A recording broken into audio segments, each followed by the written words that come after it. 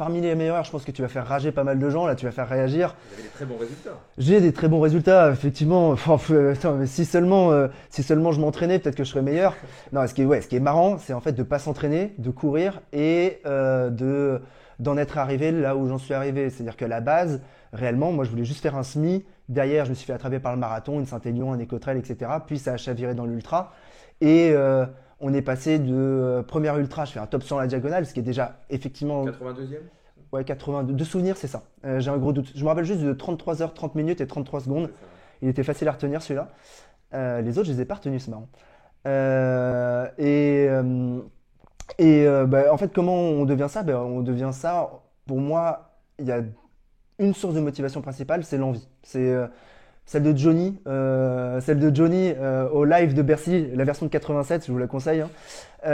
Mais clairement, c'est l'envie. En fait, c'est si tu n'es pas poussé profondément par l'envie de courir et que tout ce qui te pousse à courir, c'est uniquement l'esprit de compétition et ton orgueil, je pense que tu ne deviens pas ultra trailer ou en tout cas, tu ne le restes pas très longtemps parce que tu t'en lasses.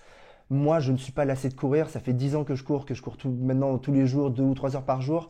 J'adore profondément ça. Donc, fondamentalement, si je suis devenu ultra trailer et si j'ai atteint un peu bon niveau, pas excellent, mais un peu bon niveau, c'est parce que profondément, courir ne me saoule pas et courir est un plaisir à chaque instant. Donc, motivation première, c'est l'envie.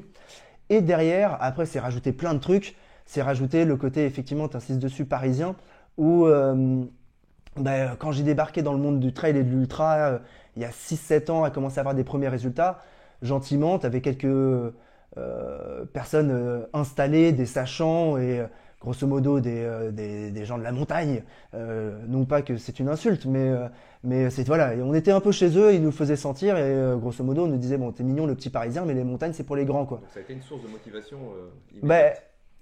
tout comme Cyrano, qui aime bien faire rabaisser son claquet aux grands bourgeois qui pensent tout savoir, d'une certaine manière, ouais, ça a C'est été tellement vous amusant. allez voir ce que vous allez voir, quoi.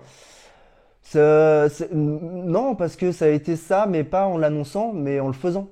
Et effectivement, en fait, laisser dire tout cela, et puis arriver 3 heures ou 4 heures avant et attendre les gens, en être à 2 grammes d'alcoolémie quand ils arrivent, et leur dire bravo, gars, t'as fait une belle course.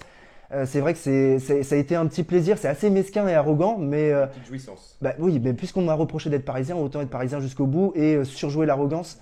Et, euh,